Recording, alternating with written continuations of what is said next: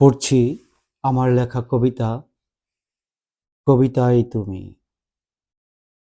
আমার কবিতায় তুমি শেষমেশ খুনি হবে, অথবা গুম হবে কালের বুক পকেটে।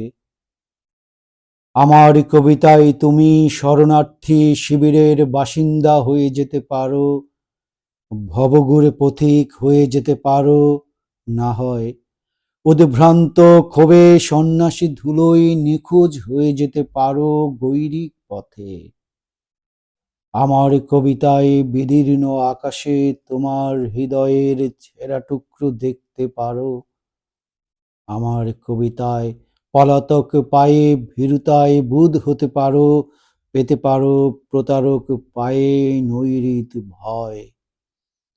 তবু আমি তোমাকে বলতে চাই, আশাবাদী কবিতার উর্বর ফসলি শব্দ, আমার কবিতায় তুমিহীনা নিঃশব্দে বিদায় নেবে না কখনো দুপুরের রোদ। তুমিহীনা বেদনার পালকে চিল বয়ে বেড়াবে আজন্ম নীল। তুমিহীনা আকাশ থাকবে শোকময়।